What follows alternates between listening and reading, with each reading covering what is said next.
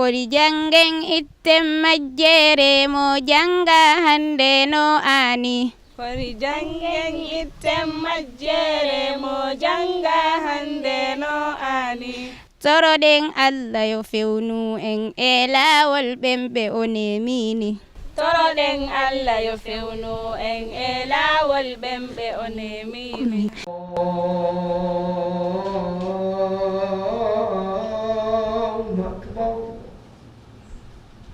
أشهد أن لا إله إلا الله. أشهد أن لا إله إلا الله.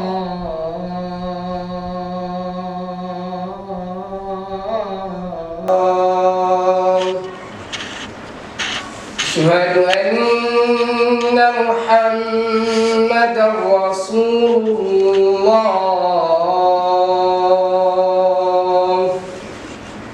أشهد أن محمدا رسول الله.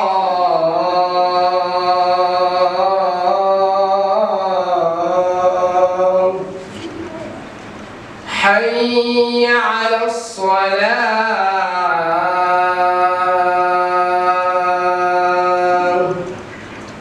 حي على الصلاة.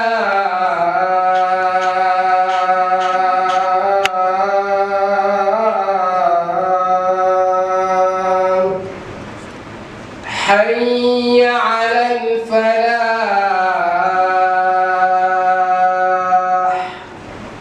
حي على الفلاح.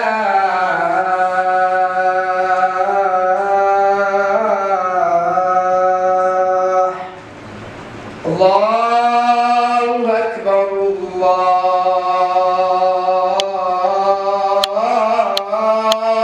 أكبر لا إله إلا الله.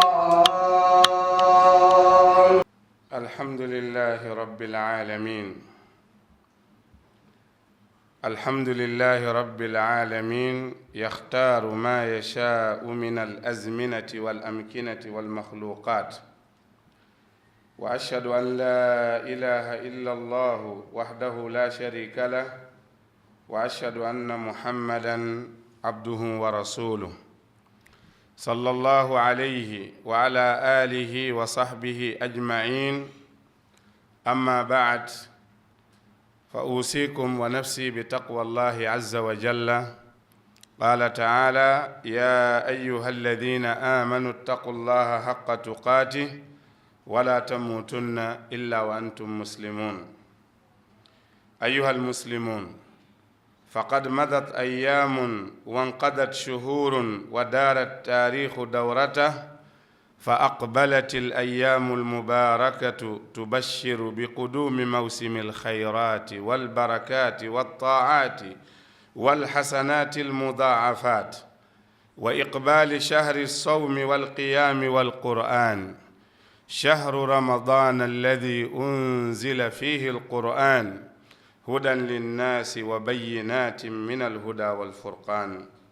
وبين يدي رمضان شهر شعبان الفاضل، فكان حسنا أن نذكر المسلمين بما يتميز به هذا الشهر من فضائل وأحكام. أولا، من فضائل شهر شعبان رفع الأعمال في شهر شعبان إلى الله تعالى. روى أسامة بن زيد: قلت يا رسول الله، لم أرك تصوم شهرا من الشهور ما تصوم من شعبان. قال: ذلك شهر يغفل الناس عنه بين رجب ورمضان، وهو شهر ترفع فيه الأعمال إلى رب العالمين، فأحب أن يرفع عملي وأنا صائم. أخرجه النسائي وأبو داود وحسنه الشيخ الألباني. مسيب جلبة تدبه caggal yettude allahu tabaraka wa taala, juula ene laaɗo makko muhammadun sallllahu alayhi wa sallam, hiɗen seedo hiɗen heyɗintina wondema ala reeteɗo e goonga si wona gooto pet, ɗum woni allahu tabaraka wa taala. hiɗen seedo kadi ɗen heydintina wondema jeeyaɗo makko wiyeteɗo muhammad ɓiɗɗo abdullah ɓiɗɗo amina ko jeeyaɗo allah ko nelaɗo allahu tabaraka wa taala. yo jam e kisal e yurmede jippo e nelaɗo e ɓeygure makko e sahabaɓe makko e kala jokkuɓe nelaɗo sallallahu alaihi wasallam e waɗugol ko moƴƴi ha ñande joddiji diina. musidɓe julɓe tedduɓe, haray miɗo wasiyo hoore an wasiyo on kulol allahu tabaraka wa taala. khutba men on ɗo ka masjidul bukhari kunkujan ko shahru sha'bana fadailun wa ahkam. lewru sabbordu suumaye hande ko goo o ɗo woni juma arano on e lewru sabbordu suumaye ɓure no e ndu lewru, ñaawoje ino e ndu lewru, kono yimɓe ɓen ko ɓuri andude ko fi rajibi e fi lewru korka, amma sha'ban buyi haray anda ɓure ko woni e nduɗo. musidɓe julɓe, ñalormaji buy feƴƴi, lebbi buy feƴƴi, haray yiilodiri awa ñalormaji waɗaɗi barki ɗin ari, ɗiɗo hino weltinira en wondema dey traiti moƴƴereji e barkiji e ɗoftareji e moƴƴereji ɗi annanɗa hoorema ko soweteɗi hino arde. lewru korka ndun hino arde, lewru daragol waɗa qiyamul layl no arde, lewru alquran no arde, ɗum woni shahru ramadan. haray noon aɗo lewru korka arde shahru sha'ban alfadil, lewru sabbordu suumaye wonndudu e ɓural haray hindu arde. haray ko ɗum waɗi hiɗen annintina julɓe ɓen ko nduɗo lewru maslan hertori immorde ɓure kañumma e ñaawoji. ara nun ɗum no jeeya e ɓure shahru sha'ban, nelaɗo sallallahu alayhi wa sallam holli en wondema golleji jeeyaɓe ɓen ko ɓe golli e nder hitande nden ko ɓantete weeɓitane allahu tabaraka wa taala koye nduɗo lewru shahru sha'ban. haray usama bin zeyd o wi mi wi'ani nelaɗo sallallahu alayhi wa sallam min yi'alima hiɗa hoora e lebbi ɗin fof ha hewti ko wonɗa e hebbinde korka naafilo e ndu lewru wiyetendu sha'ban, lewru sabbordu suumaye. bi mana ko honnun taki ɗum. nelaɗo sallallahu alayhi wa sallam ɓe wi dhalika shahrun yaghfalu nnasu an, ɓe wi nduɗo ko lewru ndu anndanɗa hoorema yimɓe ɓen no welsindo e mayru wondu hakkunde rajibi kañumma e suumaye. wa huwa shahrun turfa'u fihi al a'malu ila rabbil alamin fa uhibbu an yurfa amali wa ana sa'im. haray ko lewru ndu anndanɗa hoorema golleji jeeyaɓen hino ɓante weeɓitane jeyɗo tagore nden fof. nelaɗo maaki miɗo yiɗi nde golle anɗen no weeɓitane allahu tabaraka wa taala tawa miɗo hoori, ko ɗum waɗi si nelaɗo sa sallam no hebbinayno hoorugol e lewru sabbordu suumaye korka naafila. wa mimma yadullu ala fadli hadha ash-shahr thaniyan ghufranu zunub fi laylati nisfi min sha'ban. qala sallallahu alayhi wa sallam inna allaha ta'ala la yattali'u fi laylati nisfi min sha'ban fayaghfiru li jami'i khalqihi illa li mushrikin aw mushahin, rawahu ibnu majah wa hassanahu al-albani. ndu lewru ndu wonɗen ɗo sabbordu suumaye ko lewru ndu si woni ñande 15 jemma 15 on ka feccere mayru, allahu subhanahu wa ta'ala no yaafano tagore nden fof, bi mana julɓe ɓen ha heddo yimɓe ɗiɗo shirkanowo allahu tabaraka wa ta'ala e julɓe ɗiɗo taƴodirɓe ɓen non wiyete acce ɗon taw ha tuma ɓe moƴƴintini wo si ɓe naata ka yurmede e yaafuye allahu tabaraka wa ta'ala. ko ɗum waɗi julɗo e julɗo ɓe ha na taƴodirde ko ɓuri balɗe tati, jama o wattan yiilay ɗum. iran ɗen andindina yimɓe ɓen kala mo anndanɗarema no haɓidi e goɗɗo e to moƴƴintinon e ndu lewru ɗo aɗo ñande 15 walla aɗo suuma e arde. idan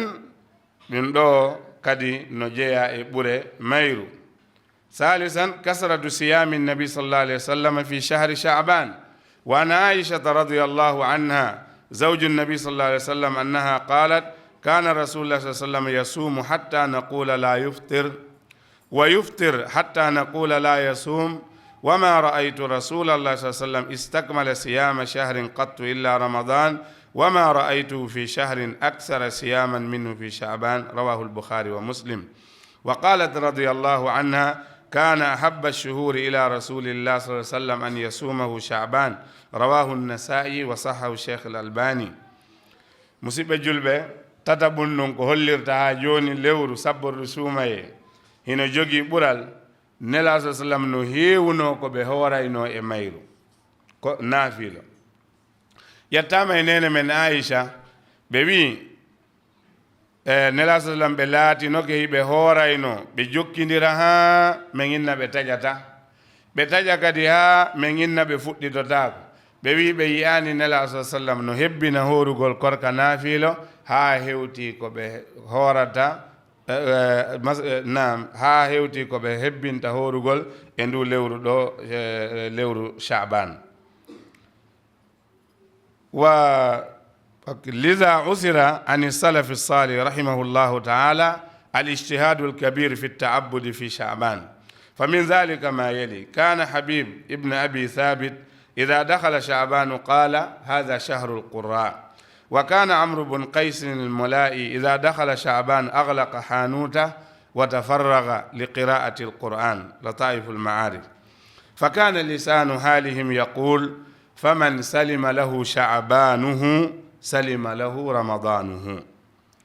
ما الحكمة في كثرة صيام النبي صلى الله عليه وسلم في شهر شعبان؟ قال ابن رجب رحمه الله: إن صيام شعبان كالتمرين على صيام رمضان، لأن لا يدخل في صوم رمضان على مشقة وكلفة، بل قد تمرن على الصيام واعتاده، ووجد بصيام شعبان قبله حلاوة الصيام ولذته،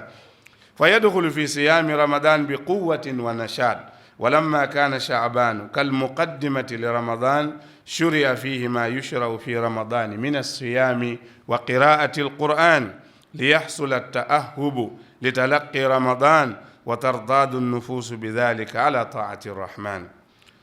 musidɓe julɓe ko ɗum waɗi yettama eggama e salafu salih moƴƴunoɓe yawtunoɓe no jeeya e ko ƴetta e maɓɓe tinnagol e rewgol Allahu tabaraka wa taala e lewru sabbordu suumaye. no jeeya e ɗum Habib ibn Abi Thabit si lewru sabbordu suumaye naatino o wiyay ko ndu ɗo woni lewru jangoɓe alqur'ana ɓe, mana o tinno e jangol alqur'an. enen noon go si suumaye wiyama goo fuɗɗoɗen jangude qur'an, kamɓe ko gila ɗo ɓe heɓilotono. Amru bun Qays kadi si tawi sabbordu suumaye naatino o fermayno bitiki makko on o hettano jangugol alqur'anul karim. no wayni yani alhaali maɓɓe on no wiya kala mo andanɗa hoorema lewru sabbordu suumaye maslan hisirima lewru korka ndun hisirde. nam ko taki noon nelaɗo sallallahu alaihi wasallam no hebbinayno hoorugol korka naafilo e lewru sabbordu suumaye. Ibnu Rajab alhambali rahimahullah ka lataiful ma'arif o wi ekkitagol hoorugol seeɗa e sabbordu suumaye hino waywa eltugol hoore mum waɗa training e honnon e fi hooroygol suumaye. mi jonna on exemple football. on andi watteɓe select aranum ɓen ɓe naata ka fiil ɓe fijude. on andi haray woɓɓe ne jooɗi ka banka ka bench, haray ɓe jooɗi ɓe faɗi fi waɗegol maslan replace. koji on si o faalama nattinde goɗɗo est ce que ɗon yiya goɗɗo no immo tun ka o jooɗi ɗon o naata ka fiil nde wotere o watta ɗum. on yiyay mo dogata o yaha o ara o cowto o memmina ɓanndu ndun ha ndu wula kay so ukko ka fiil. sina ɗum o ukkoto ɗum o doga seeɗa tan o ronka. awa kadi son faala teste oɗo hutba eto heɓa e nduɗo yontere balɗe 10 sa naati e suumay a tampata. waɗe test noon manto ɗon gila o hutba ɗo ko honnum waɗi si wiyama hande ko goo an ɓooyani ko wayruɗa hoorde a heɓi balɗe 10 e nduɗo a tampirtawa mo memani o. no woodi woɓɓe ɓe wayruno horude rowani ka suumay wiigol tenen alkamisa 15 13 14 13 14 15 yaaju maɓɓe alay ɗum. si wiyama ko ashura ɓe hoorata, si wiyama ko yawmu arafa ɓe hoorata. ko ɗum waɗi ɓeeɗo ɓe tampay e lewru suumaye. no waywa neɗɗo mo wowta waɗugol train so naati e fiili yon dogu walla yon gundu wowtuɗo seppugol ngol on yaahi ha so ronka mo wowta seppugol on yaahi seeɗa tun kanko addato ronkude idan ko fii ɗum ɗo ɓay tun woni ko shar'ina e suumaye ko horugol e janngugol qur'an awa ɗum kadi no shar'ina ka sabbordu suumaye ɗo on tigi tinno fii yo heɓu mbelanduru korka kan aɗo suumaye on naatude tawa himo jogii doole himo softi e ko ɗum waɗi no wayni on tigi heɓila wonkiikin heɓila ɓanndu ndun ko woni e arde ɗo inchallahu taala aqulu qawli hadha wa astahfirullaha li wa lakum wa li sa'iri almuslimin fastaghfiruhu innahu huwa alghafuru rahim.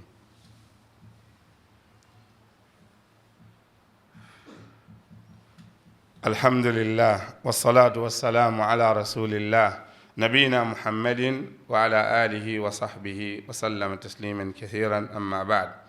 من أحكام شهر شعبان أولا النهي عن تقدم رمضان بصوم يوم أو يومين إلا من كان له قضاء أو عادة صوم. فعن أبي هريرة رضي الله عنه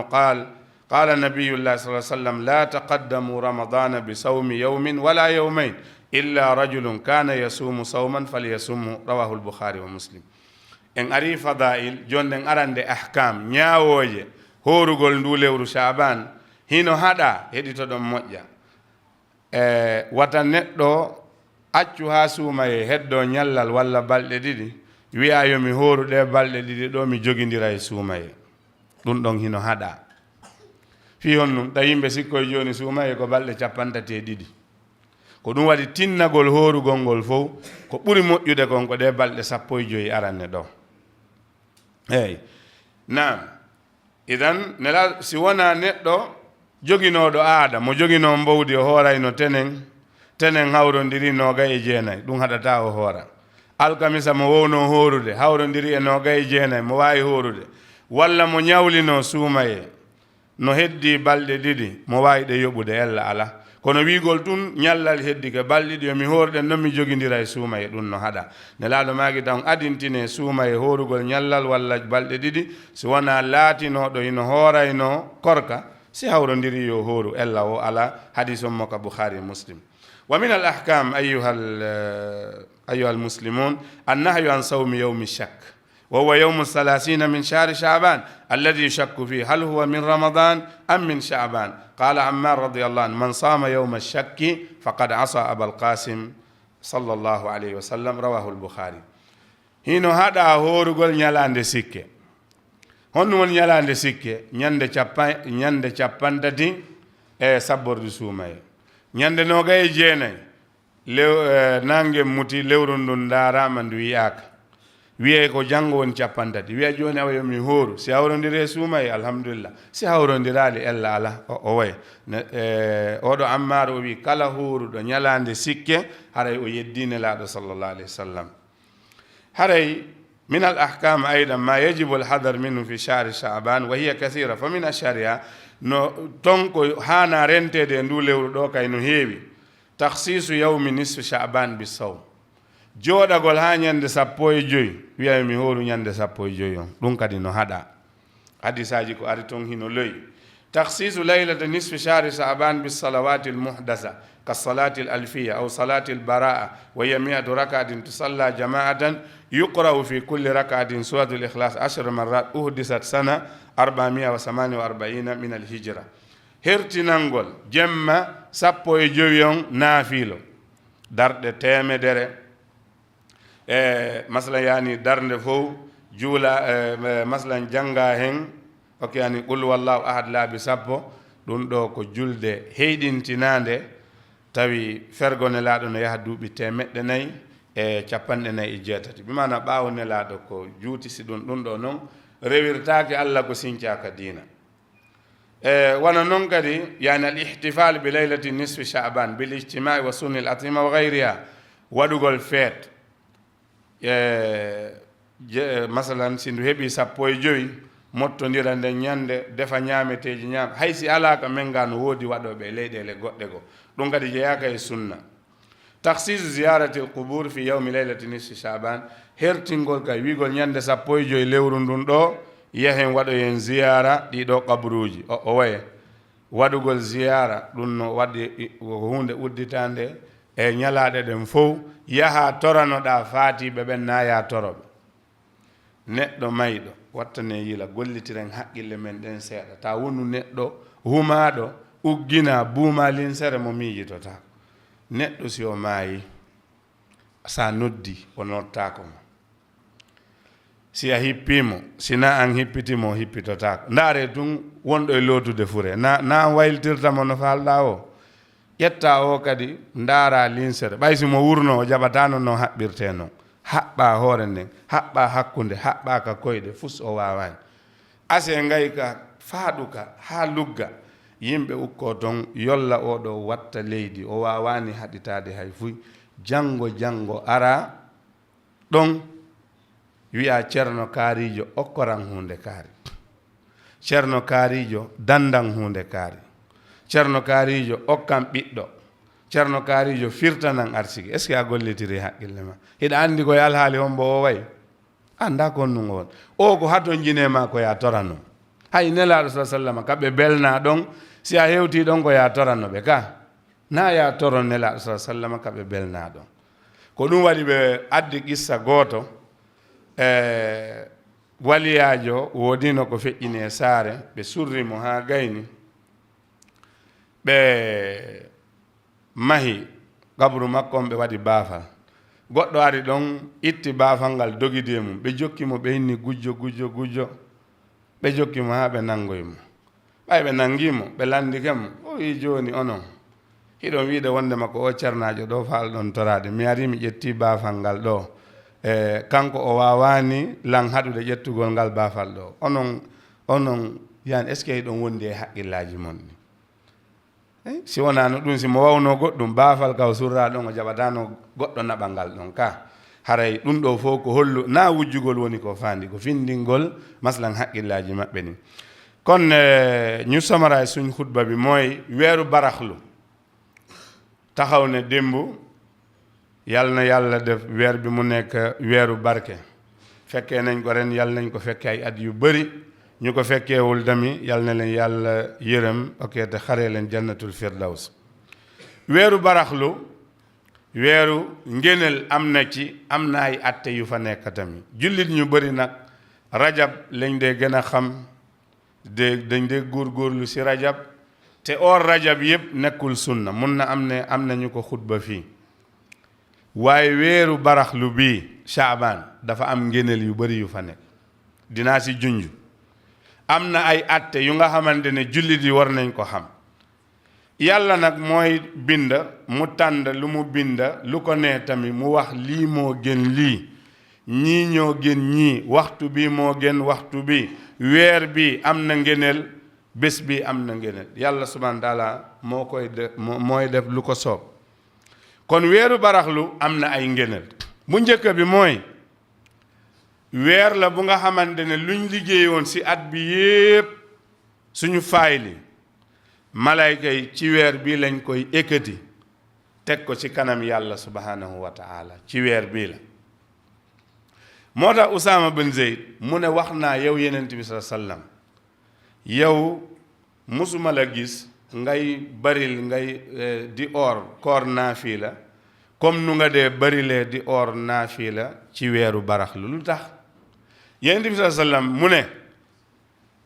bii weer la bu nga xamante ne nit ñi dañ ko dee sàggane police dafa am nuñ ko tuddee ñu ne weer bi tànkam yi dafa gaaw yaawa teppun ko balɗe cappandati walla noo gay jeena dañ ragal rek weer koor bii di ñëw moo tax ñu koy wax yaawa teppun waaye nit ñi dañ dee busy ci weer bi bu baax ba ñu fàtte ay ngéneel yu nekk foofu mu ne shahrun yaghfalu nasa bu nekk diggante rajab mooy bi passé nii ak weeru koor mooy weeru baraxlu mu ne weer la bu nga xamante ne dañooy ekkati suñu jëf yi ñu teg ko ci kanam yàlla subhanahu wa taala shahid bi mooy fa uhibbu man yenent bi dama bëgga an yurfa amali bu ñooy ekkati suma fayli suma jëf yi ñu koy teg ci suma kanam borom wa ana saimun fekk maa ngi or kon or ci weer bi am na solo ñaareel bi ci ngëneel yi mooy weer bi su amee fukk ak juróom guddi fukk ak juróom bi yàlla subhaanahu wa ta'ala dafay xool jaamami ci bés boobu ci guddi boobu dina jéggal jaamami yépp mooy ñu julli ak ñi nga xamante ne ay jullit lañ ba mu des ñaari nit ñu bàyyi xel nag ci ñi kii di bokkaale yàlla subhaanahu wa ta'ala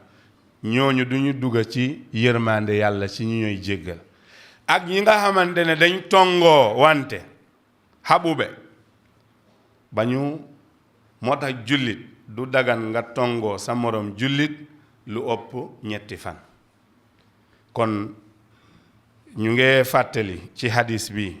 képp ku nga xamante ne yaa ngi am problème sa diggante yow ak sa morom jullit na ngeen defar seen diggante balaa on the 15 of this month Shaaban su dul loolu yàlla suy jégale yow doo fa bokk de même soo nekkee imaam nag doo fa bokk de waaw illa li mushrikin aw mushahin soo nekkee tamit da ngay bokkaale bàyyil bokkaale nga tuub balaa bis boobu ñetteel bi luy wane ne weer bi am na ngeneel mooy ne Yerusalem dafa doon bëri lu mu dee or ci weer baraxlu koor naafila dinaa wax lu tax suñu yaay Aïcha jabar yenent bi sallallahu alayhi wa sallam dafa ne yenent bi sallallahu alayhi wa sallam daawoon na di or weer bi muy or di toppalante ba ñu foog ne du dog mu ñëw tamit mu dog ba ñu foog ne du commencé waat mu ne musuma gis ci lu ma seetlu man Aïcha musuma gis yenent bi sallallahu alayhi wa sallam di bëri lu mooy or koor naafila ba mu ëpp lu mu dee or ci weeru baraxlu waaye musuma tamit gis ne muy or weer bu mat sikk fu mu staatee ba fu mu jeexee lu dul weeru koor loolu tamit nañ ko xam because am na ñuy wax ne suñ kilifa yooyu dañ dee or weeru rajab ñu or weeru shaaban ñu or ramadan loolu nekkul ci sunna suñu yaay Aïcha moo ko nettali meɗen andi mawɓe ɓe hooray raajibi ɓe hoora sabbordu suumaye ɓe watta ɗon suumaye wona sunna ustad namin wooli ino ni annduɗo nelaaɗo nene men Aïcha ɓe wi ha hande ɓe yiyaali nelaaɗo no hoori lewru gila kandu fuɗɗi ha kandu hatti si wona suumaye mi yiyaali ɓe hebbina korka naafilo ha hewti ko ɓe hoorata e lewru sabbordu suumaye ko hadis wona haala ande wona sunna kon nañu bari lu ñooy or naafila ci weeru baraxlu mooy buñ nekk nii moo tax salafu saali ñu baax ñi Habib ibn Abi Saabit su weeru baraxlu duggee woon dafay ne haza shahrul qurra bii mooy weeru jàngkat alquran yi xam nga ñun ndeysaan dañ foog ne alquran duñ ko jàng lu dul weeru koor ba weeru koor loolu feebar la yow soo gisee fi weer koor bi su desee fukki fan kaamil yi dafa dee kaamil yi ak kurus yi ak sajaada yi dañ ko dee jënd ci marché yëpp waaye salafu saali ñoom ñu ngi doon stade di jàng alquran di waajal weer koor bi ci weeru baraxlu Amru bun Qays moom dafa amoon bitig moom daf ko dee tëj ci weeru baraxlu muy nekk di bëri lu mooy jàng alquran dafa mel nii dañooy ne su nekkee ne sa weeru baraxlu mujj na soo duggee ci weeru koor tamit di nga mujj mooy ne bii su succédé bële dina succédé ñoom dañ dee préparer weeru koor ci weeru baraxlu bul xaar ba weeru koor bi dugga lu tax Yonent bi sallallahu alayhi wa sallam mu doon baril di or ci weeru baraxlu Ibnu Rajab mu ne ngay taraay di or ay fan balaa fukk ak juróom ci weeru baraxlu dafa mel ni yaa ngi train sa yaram bi yaa ngi train sa masalan yaa ni sa ruux bi ngir préparer or weeru koor joxe naa fi misaal football la nag caaxaan la waaye loolu su ma ko waxee ñëpp xam nañ ko football ñii nekk ci biir fiil bi di play dafay am ñuy toog ci bench bi nii di xaar comme su amee ku sonn rek coach bi jël kenn mu replace lu ma leen di laaj boys yi ñoo gën a xam loolu mus ngeen gis player bu jóge ci fiil rek du ci bench bi rek ak dugga ci fiil bi mubasharatan su ko defee tamit du sori da ngay gis ne coach bi dafay ñëw mu bind ne yow préparé kii dina toog yow la ñuy dugal ak lan ngeen di gis muy def dafay daw dem fële ekkati def ni yëngal yaram bi di waaw bu leen wax imaam mu ngi tëb na dama leen di waxal lu ngeen xam tëb yëngal yaram bi nii ba ñàkk tooy xet refli bi ñëw génne kële mu dugal waaye su jógee rek mu dugal si fiil bi su dawee tuuti rek dafay sol lii mooy weeru baraxlu lu may wax nii bugga naa ngir yàlla ku ko musul test nga test ko amal su la neexee sa 3 days 4 days 5 days laal ko ci weer bi 1 week nga laal ko insha allah weer koor bi su duggee yow doo sonnee noonu ngir ne yaa ngi dugg ci mbir bu nga xamante ne last week nga géjoon di or waaye am na fi ñi nga xam du fii de am na ci ay jullit ñi nga xamante ne kañ lañ géej a or weeru koor bële paase altine faalewuñ alxamis faalewuñ 13 14 15 faalewuñ bésu ashura faalewuñ bésu weeru koor ba weeru koor kooku nag su duggee si fiil bi rek dafay gaaw a sonn moo tax first 10 days yi seet leen jullit ñi ñu bëri dañooy làpp ngir ne wax dëgg yàlla koor waruta woon def nit mu làpp ba nga xamante ne mënul def dara waaye loolu la lu nga géej soo si duggee rek même soo géejoon di def sport soo duggee di daw tuuti rek da ngay sonn daf lay wigloo kon lii da ngay train di jàng alxuraan di jóg guddi di def naafila di oor insha allah soo toppee yeneen bi sallallahu alayhi wasallam ci bii soo duggee ci weer koor doo sonn am na ay atte ci gàttal yu nga xamante ne dafa aju ci weer bi mooy weeru baraxlu su desee benn fan ñaari fan dañ tere dañ sib nga oor ñaari fan yooyu lu tax bu ñu foog ne weeru koor bi 31 days la wala 32 days la lu dul ne da nga amoon alxamis bu nga doon oor mu tombee 29 dara nekku ci wala da nga doon fay ñi nga xamante ne am nañ bor tamit fayaguñ nañ ko fay waxtu bi mu ngee ñëw yentu sallam mu ne bu leen jiital weeru koor di oor benn bés wala ñaari bés lu dul ki nga xamante ne daanoon na oor su tombee ak boobu mun na ko oor beneen atte bi mooy dañu tere nit muy oor bés bu ñuy sikk mooy bésu fanweer fan bi on the 29 seet nañ weer bi gisuñu ko nga ne xaaral rek ma taraay ëllëg on the 30 la ma oor su tombee ak weeru koor fa salaamun su tombeewul fa salaamun déedéet Ammaar mu ne képp ku oor bés bu ñuy sikk yow weddi nga yenent bi sallallahu alayhi wa sallam kon am na yu nga xamante ne dañ ko war a moytu tamit mooy xaar ba bés fukk ak juróom bi rek nga oor ko ooruloo maslam balaa loolu xanaa mu tombe altine wala alxamis waaye fukk ak juróom bi rek bés boobu rek nga oor ko déedéet boobu dañ ko tere xadis yu fa ñëw tamit wérul wala guddi fukk ak juróom bi nga ne da nga fay naafila téeméer raka bi nga jàngali nga def li am na ay loolu lu nga xamante ne dañ ko sos si diina bi gannaaw yeneen hijra yeneen bu ma amee 448 hijra ak tamit di def masalan gàmmu ci on the 15 ak Shaaban boobu tamit dañ ko tere nga si defar ay lekk di si lekk ak yooyu walla di ziyaara bàmmeel yi ci guddi fukk ak juróom weeru baraxlu loolu dañ ko tere lu ma doon wax fii mooy nit ñi nañ jëfee suñ xel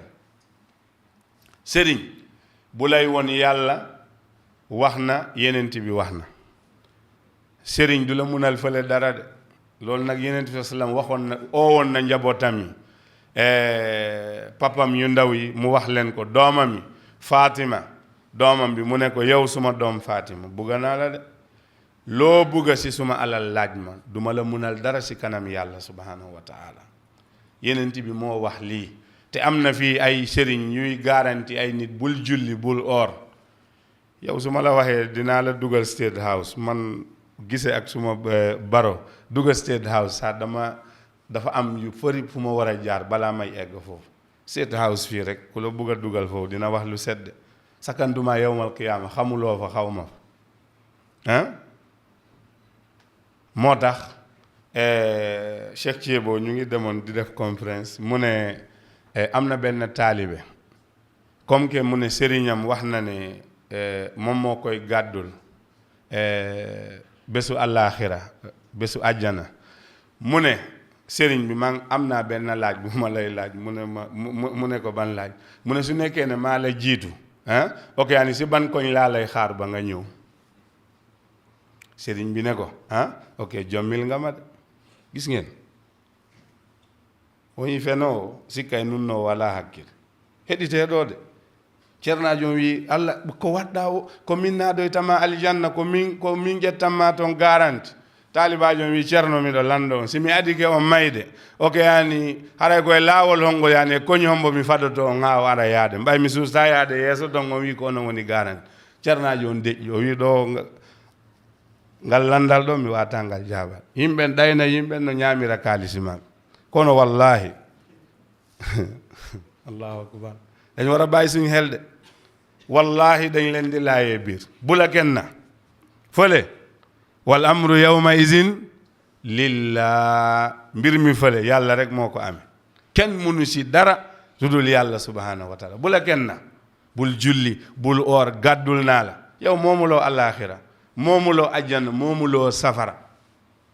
yenent bi sallallahu alayhi wasallam sa munul garantil nit ne ok dina dugg ajjana ban sëriñ moo lay mun a garantil yow nit gaañu ba pare soo ko ooyee du la uyu nga simmi ko yérem yi nga wàccee ko si lal bi ngay ñëw di ko sang yow yaa koy ëlbatee lu la neexee mel nii liir yow bàyyiwuloo xel sëriñ bu même su nekkee sëriñ noonu luñ lay sang noonu lañ koy sang du munal boppam dara gisul déggul du mun a wax ñu sang ko takk si bopp bi takk si digg bi takk tànk yi sëriñ bi mënu si dara bàyyi leen seen xel de bu baax nga ñëw nga gas pax ba mu xóot nga dugal sëriñ bi nga ñëw nga indi suuf si nga lii si kawam yow nga dem foofu ay fan nga ñëw nga ni sëriñ may ma dara defalal ma dara takk naa suma jabar mënuma am doom dimbali ma am doom ndax yow am nga xel kii dafa soxla nga ñaanal ko allahumma ghfir lahu allahumma arham te xamuloo si ban alxaal la nekk ربنا تقبل منا إنك أنت السميع العليم وتب علينا إنك أنت التواب الرحيم اللهم إنا نسألك التقى والهدى والعفاف والغنى ربنا تقبل منا إنك أنت السميع العليم وتب علينا إنك أنت اللهم بلغنا رمضان اللهم بلغنا رمضان اللهم بلغنا رمضان اللهم بلغنا رمضان يا عزيز يا غفار يا رب العالمين اللهم صل على محمد وعلى آل محمد كما صليت على إبراهيم وعلى آل إبراهيم بارك على محمد وعلى آل محمد كما باركت على إبراهيم وعلى آل إبراهيم إنك حميد مجيد سبحان ربك رب العزة عما يصفون وسلام على المرسلين والحمد لله رب العالمين